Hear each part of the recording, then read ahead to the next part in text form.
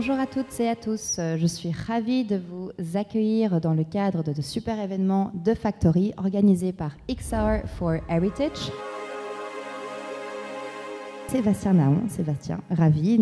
Sébastien, toi tu es responsable du MIL, qui est en fait un lab au sein de l'UCL. Le MIL, c'est Media Innovation and Intelligibility Lab. Alors, peut-être qu'on peut commencer par toi, en fait, Sébastien, pour que tu nous expliques un peu plus sur ce lab. Le lab, donc, en fait, dans le jargon universitaire, c'est une plateforme technologique, et j'insiste sur le thème plateforme. Nous travaillons la technologie, mais de manière multidisciplinaire, interdisciplinaire. Donc, la technologie, pour nous, c'est un tuyau. Mais ce qui va être intéressant, c'est de mobiliser des acteurs de la sociologie, de l'histoire, de la psychologie, de la philosophie, peu importe, en fonction des projets pour pouvoir raconter quelque chose grâce et avec la technologie. Et donc, que fais-tu là, dans le cadre de ce projet aujourd'hui? Qu'est-ce qui t'a amené, toi, à venir soutenir les avatars du patrimoine et soutenir le concours que je vais introduire juste après? Une des missions du MIL, c'est de faire bouger les lignes. Ce projet XR for Heritage fait par définition bouger les lignes. Et ce qui, pour moi, est intéressant, c'est justement, dès qu'on va mobiliser les technologies, en particulier les technologies immersives, ça permet de raconter un passé parfois oublié, de le traduire, de faire de la médiation culturelle. Et donc, ici, ça associe clairement les missions du MIL, la techno, et justement cette médiation, cette promotion de la culture, de notre héritage. Donc, on est en plein dedans. Sévine, toi qui es consultante dans ce musée de la photographie, comment est-ce que tu vois l'impact des nouvelles technologies pour votre musée, et comment est-ce que ce projet, les avatars du patrimoine, peut venir bénéficier à votre musée? Alors, en tant que responsable du développement au musée, l'important pour moi était de valoriser des archives. Le musée de la photographie, c'est 1,5 million de négatifs et 100 000 photographies. La réflexion a été menée depuis plusieurs années sur l'utilisation de ces archives pour valoriser une réflexion, un questionnement environnemental, un questionnement social et sociétal. Et la technologie est un moyen pour pouvoir parvenir à nos fins dans le moyen de toucher les publics que l'on a envie de toucher.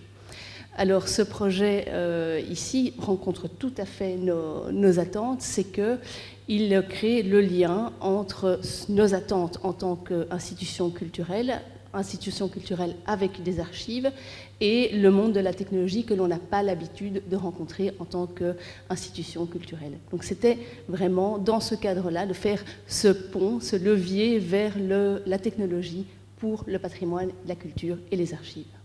Génial, un grand merci. Est-ce que toi, Mohamed, de ton côté, est-ce que c'est un challenge que tu partages également, ou bien est-ce que votre challenge de votre côté sont situés sur d'autres aspects? Moi, c'est vrai que je suis consultant sur les industries créatives africaines, et très particulièrement sur les industries créatives digitales. C'est très particulier, c'est tout ce qui est autour de la 3D, jeux vidéo, animation, réalité virtuelle, réalité augmentée, design architectural, et depuis l'année dernière, le métaverse. Je suis un des actionnaires de la seule école aujourd'hui en Afrique qui forme à ces métiers-là, qui s'appelle 3D Net Info. Et nous, ce que nous faisons, c'est que nous formons des jeunes. On a formé plus de 20 000 jeunes de 16 pays africains.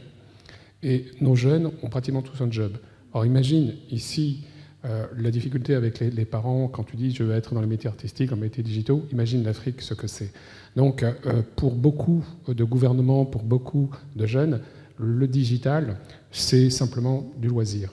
Ils ne comprennent pas que c'est un métier. Et toute la force que nous avons avec Samia, c'est de faire comprendre que ces industries créatives sont des métiers. Et donc on s'est dit, toute cette culture africaine aujourd'hui, on ne la connaît pas. Et nous, tout notre travail, depuis une dizaine d'années, c'est de mettre en valeur la culture digitale, et on essaie d'aider les jeunes à se réapproprier leur identité, leur imaginaire, leurs mythes, pour les mettre en valeur grâce aux industries culturelles. Vous connaissez la mythologie grecque, romaine, nordique, mais personne ne connaît la mythologie africaine, qui est certainement 100 fois plus riche, puisque c'est plus de 3000 cultures, 54 pays. Quand on parle de l'Afrique, on parle toujours d'une entité. Non, c'est une diversité. Et c'est ça que nous voulons faire découvrir, et c'est pour ça que ce projet de XR Heritage arrive au bon moment, puisque nous avons lancé l'année dernière l'African Metaverse Academy, un projet fou, mais il n'y a qu'en Afrique qu'on peut faire ce type de projet. Tout le monde parle du métaverse, mais chacun a sa définition, chacun.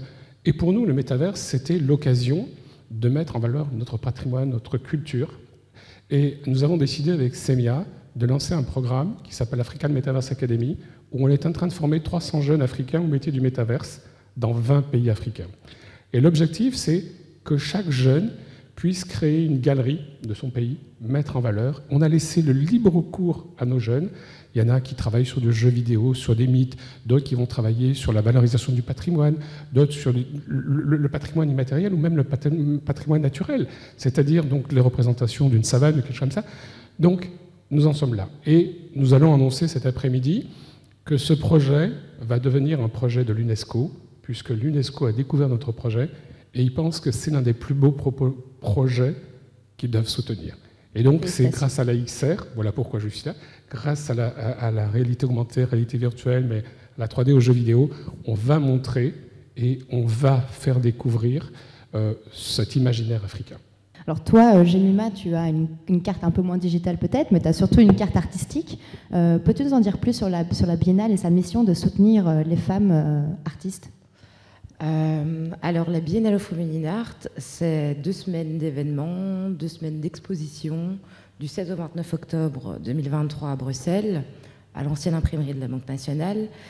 Et le but, c'est vraiment de mettre en avant le patrimoine, finalement, des artistes femmes, puisqu'elles ont contribué à l'histoire de l'art, elles ont contribué, enfin, je pourrais en citer des époques, depuis le Moyen-Âge jusqu'à aujourd'hui. On ne connaît pas l'histoire des artistes femmes, et c'est une vraie problématique internationale qui me semblait pertinente de remettre à l'ordre du jour en termes de médiation culturelle. C'est pour ça qu'on fait un événement qui est dans l'histoire de l'art et dans l'art contemporain, puisque les artistes d'aujourd'hui, en fait, justement, ont cet attrait de connaître un peu et d'avoir une espèce de, peut-être même une référence des artistes qu'ils ne connaissaient pas finalement, pour pouvoir se dire qu'ils puissent aujourd'hui prétendre à se pérenniser sur le secteur de l'art. Qu'est-ce que vous attendez en termes de qualité, en termes de focus peut-être sur les personnalités qu'ils vont choisir?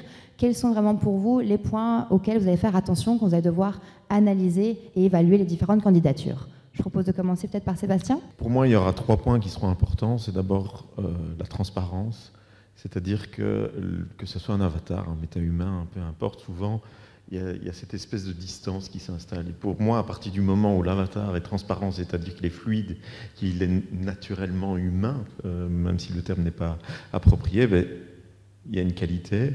Deuxième point, on est dans la culture, dans l'héritage, ben, l'émotion. Qu'est-ce que ça dégage, finalement l'interaction il y aura, et puis l'essence, c'est quand même le sens. Est-ce qu'il y a une vision, est-ce qu'il y a un message, est-ce qu'il y a un dialogue, et donc du coup ces 3 éléments, c'est ça qui va créer l'interaction avec le public et en l'occurrence avec un membre du jury. D'abord, c'était la façon dont la personne allait rechercher dans les archives des éléments d'accessoires qui permettraient d'identifier l'avatar dans l'histoire. Que ces accessoires soient réels, qu'ils soient liés au moment de l'action de la personne qui souhaite avatariser. En deuxième point, la médiation, la façon dont l'avatar va être le médiateur entre ce qu'il est, la technologie, et le message qu'il a envie de faire passer. Et en troisième lieu, ce que l'avatar va donner comme opportunité à la personne d'aller rechercher plus loin dans les archives. Parce que créer un avatar avec une technologie X, mettre en évidence des archives, c'est très bien, mais quel est le prochain step? Où va-t-on? Pourquoi fait-on ça? Et c'est cette recherche de sens qui est nécessaire de voir lorsque il y aura le jury, c'est quelle est la valeur ajoutée de cet avatar pour le patrimoine et la culture. Du moins, j'espère. Dans l'approche, moi, ce qui m'intéresse surtout, c'est le choix. Pourquoi le choix de ce personnage? Pourquoi le choix de cet avatar? Et est-ce qu'il a réussi à me faire passer un message? Est-ce que j'ai compris le message? Pour moi, ça, c'est très, très important. Donc, la transmission. La transmission, on vient d'Afrique, et en Afrique, c'est quelque chose qui est très important, c'est la transmission. Je veux comprendre pourquoi. Et on attache beaucoup, n'oublie pas que je viens de l'éducation de l'information, on attache beaucoup d'importance à la qualité. Nous, on se bat pour la qualité. On fait en sorte que nos jeunes en Afrique qui passent par notre école, on ne puisse pas voir la différence avec quelqu'un qui sort d'une école occidentale, d'une école européenne ou américaine. On veut qu'il soit performant. Et c'est ça que nous recherchons, la perfection. Parce que je ne veux pas qu'on dise « ils viennent d'Afrique ». Bon, non. Nous, ce qu'on veut, c'est la qualité. Et je vais attacher l'importance à ces deux éléments, la transmission et la qualité. Pour moi, c'est essentiel. Toi, tu es un des jurys qui sera le plus strict sur cet aspect-là, à mon avis, mais tenez-vous bien, parce que Mohamed vous attend. Je me croirais, quand moi je pitch pour ma start-up en face d'un panel d'investisseurs, où je veux comprendre la transmission. Je pense qu'on aura en tout cas des candidats qui feront attention de te transmettre un maximum de sens derrière leurs propositions. Merci en tout cas, Mohamed. Moi, ce sera vraiment le travail de recherche.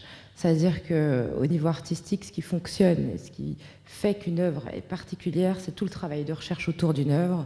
Et donc pour moi, dans le cadre d'un avatar et du coup d'un outil technologique, mais qui devient un outil aussi artistique, et donc du coup il faut qu'il y ait une recherche artistique assez complémentaire finalement.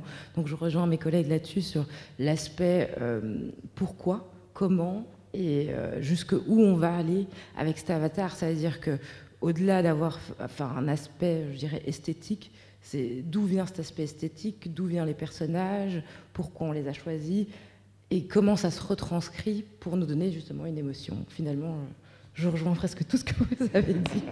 Let's go, et faites attention à bien please tous nos membres ici. Mais voilà, good luck pour tout le monde. Merci à vous pour votre intervention, merci à vous pour votre participation aussi dans ce projet. Je vous souhaite une excellente journée avec la suite des événements.